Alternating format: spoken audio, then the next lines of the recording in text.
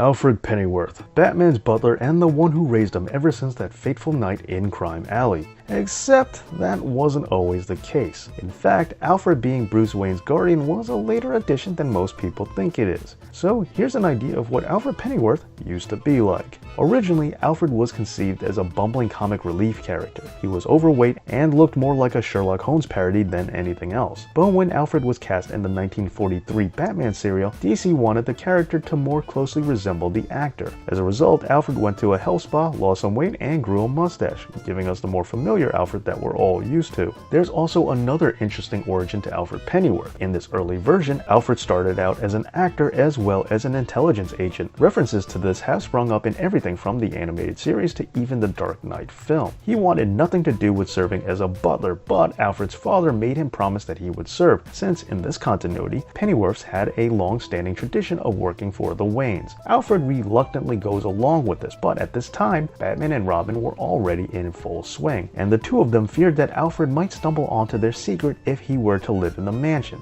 Thus, both parties were stuck in a situation that neither one of them wanted to be in. And there is also a newer retelling of Alfred's relationship with the Caped Crusader. Recently, Alfred has been depicted as Thomas Wayne's old war buddy, who Alfred owed a debt to after Thomas saved them. And in this continuity, Thomas is also running for mayor of Gotham City and hires Alfred to be his head of security, saying that he's the only person that Thomas can trust. And on the night of Alfred's arrival, Thomas and Martha meet their doom in Crime Alley.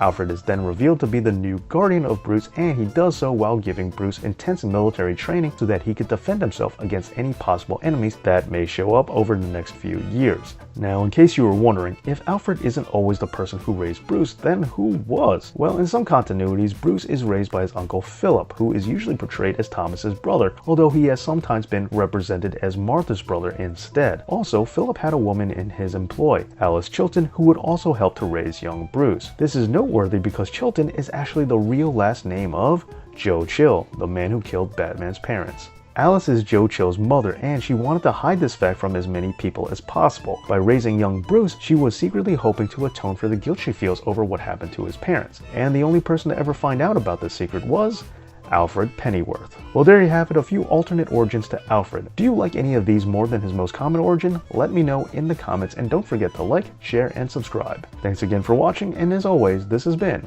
Dave Knows.